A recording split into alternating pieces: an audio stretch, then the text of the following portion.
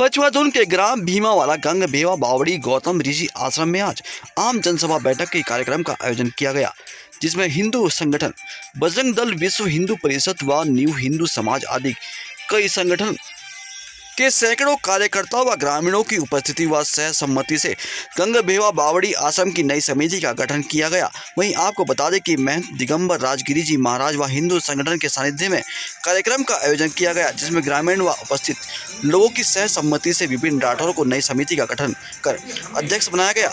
और साथ ही महंत दिगंबर राजगिरी जी महाराज द्वारा जानकारी देते हुए बताया कि इससे पूर्व समिति का गठन 2019 में किया गया था, जिसका कार्यकाल समिति के बायलॉज के हिसाब से 1 वर्ष पूर्व समाप्त हो चुका है। किन्हीं कारणों की वजह से नई समिति का गठन नहीं हो पा रहा था, इसलिए पिछली समिति समाप्त कर आज नई समिति का गठन किया गया। वह मंदिर के महंत के द्वारा एक पावर अटॉर्नी महंत दिगंबर राजगिरी को दी गई थी। वह महंत दिगंबर राजगिरी जी महाराज के सानिध्य में एक नई समिति का गठन किया गया है, जिसमें अध्यक्ष, उपाध्यक्ष, लेखाकार आदि सदस्य आदि बनाए गए हैं।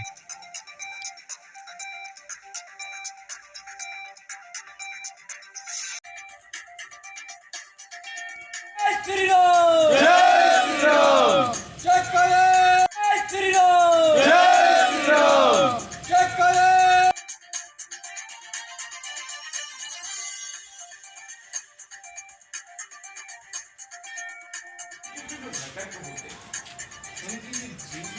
जिम्मेवारी यदि हमें पवित्र गंगा जी का जल चाहिए तो यहाँ से ले सकते हैं या 100 किलोमीटर जाना।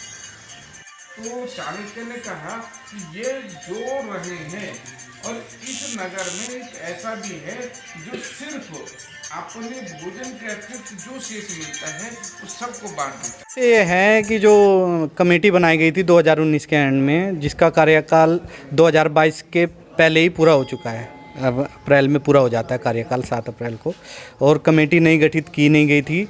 तो हमने मेले से पूर्व ही एक आम सभा बुलाई थी, जिसमें हमने डिसाइड किया था कि आगामी मेले के बाद में 30 तारीख को हम नई कमेटी का गठन करेंगे, और जिसमें आज हमने कमेटी का गठन कर लिया है, जिसमें अध्यक्ष के रूप में विपिन पवार जी को चुना गया है, और उपाध्यक्ष के उसमें आश कुमार जी है, सचिव नितिन अग्रवाल है, संयुक्त सचिव श्री कुलदीप सैनी जी है, कोषाध्यक्ष श्री प्रवीण शर्मा जी है, लेखाकार श्री हिमांशु पुंडीर जी है, और सदस्य में श्रीमती रीना वर्मा, रवि महेश्वरी, चंद्रशेखर, प्रदीप, सुंदरलाल, ईशु जोशी, अचल शर्मा,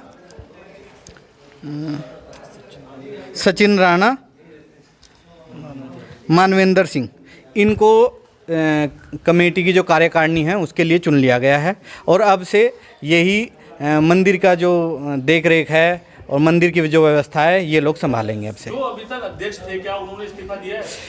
इसमें ऐसा है, जो कार्यकाल पूरा हो जाता है, कार्यकाल के बाद में इस्तीफे की ज़रूरत नहीं होती, क्योंकि कार्यकाल उनका पहले ही पूरा हो चुका है। तो अब उनके इस्तीफे की ज़रूरत नहीं है, क्योंकि जो अभी अध्यक्ष बने हुए थे स्वयंभू, वे यहाँ को अध्यक्ष को या कार्यकारिणी को वे छोड़ना नहीं चाहते।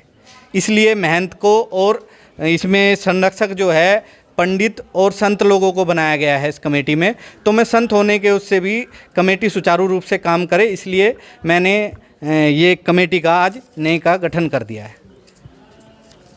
स्वामी जी थे जयानंद भारती जी यहाँ पे, जो यहाँ के महंत है, उनके द्वारा ही ये जो कमेटी है गठित की गई थी 1992 में, और 1985 में वे यहाँ के महंत बने थे। उन्होंने यहाँ पे सहयोग के लिए कमेटी बनाई थी, भीमावाला को, डकरानी को, काफ़ी जगह को लेके बनाई थी कि ये यहाँ पे सहयोग करेंगे और सहयोग करके मंदिर को आगे बढ़ाएंगे, मंदिर की जो व्यवस्था है उनको देखेंगे। लेकिन पिछली बार की जो कमेटी गठित हुई है उनका स्वभाव कुछ दूसरे तरीके का है, वे महाराज से समन्वय नहीं बना पाए। दूसरा, महाराज जिस तरीके से उनको चलने के लिए बोलते थे, यहाँ पे उन्होंने पेड़ काटे। पेड़ के लिए महाराज जी के द्वारा उनको मना करा गया था कि आप पेड़ मत काटिए, हरे पेड़ है, यहाँ उनके द्वारा ही लगाए गए थे महाराज जी के द्वारा।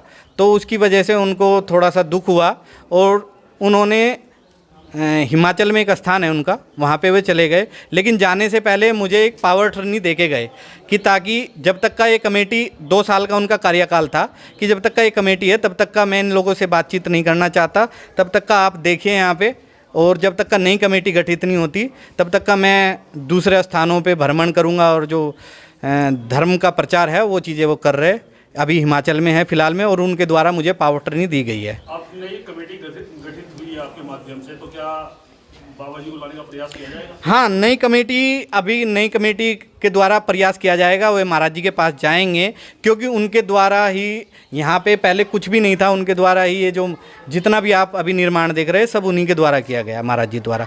पहले पूरा उबड़ खाबड़ था, उन्होंने खुद यहाँ पे अपने हाथों से फावड़े चला के, गैतिया चला के ज़मीन को समतल किया, बहुत आश्रम की सेवा की उन्होंने। और अभी मैं इनसे आग्रह करूंगा जो नए अध्यक्ष बने हैं कि वो महाराज जी से बात करें और उनको वापस अपने स्थान पर लेकर आए। सभी को धन्यवाद मुझे अध्यक्ष बनाने के लिए। मेन गुरुजी को, मेन मेरा मकसद रहेगा जो पहले गुरुजी थे उन्हें लाने का और मंदिर की देखभाल करने का। आगे गुरुजी को लाएंगे, गुरुजी से जैसे गुरुजी पहले करते थे वही कार्य करें, जैसे गुरुजी चलाएंगे वैसे ही होगा। ये मेले में पहले कभी नहीं चलता था, जब से नई समिति आई है इस पर ध्यान नहीं देती है, तो अगर ऐसे गुरुजी आएंगे ऐसा कुछ नहीं होगा। आपका पद क्या है? मैं यहाँ उपाध्यक्ष का दायित्व रहेगा। देखिए, सबसे पहले तो जो संत समाज है उसका ही, किसी भी हिंदू संस्कृति के अनुसार जितने भी मठ मंदिर होते हैं उनका ही अधिकार होता है। हम जैसा पूज्य स्वामी जी हमें दिशा निर्देश मार्गदर्शन करेंगे, हम उसके ही अनुसार यहाँ की व्यवस्था बनाने में उनका अपने पूर्ण रूप से सहयोग करेंगे। ये मंदिर के नाम से है, लेकिन जितने भी, ये यहाँ की बात नहीं है, पूरे देश भर में जितने भी मंदिर हैं और उसमें रहने वाले संत हैं, 14.5 अखाड़े हैं पूरे देश भर में संत समाज के, वो विभिन्न नाम से हैं। निरंजनी अखाड़े हैं और उदासीन हैं। ऐसे ही अखाड़ों के जो संत होते हैं समिति इसलिए बनाते हैं कि उन्होंने तो दुनिया से अपना मोह त्याग दिया, वहाँ की व्यवस्थाएं ठीक चले, संतों का मार्गदर्शन, संतों का स्नेह प्राप्त हो, समाज के लिए उनका साधुवाद मिलता रहे, इसलिए समिति का निर्माण किया जाते हैं। अभी पहले तो हमें, क्योंकि अभी दायित्व तो आज मिला है, पहले यहाँ समझेंगे क्या है, उसके बाद में फिर आगामी जैसे अपनी ओर से अच्छा हो सकेगा समाज के हित में, हिंदू संस्कृति के हित में काम करने का प्रयत्न करेंगे।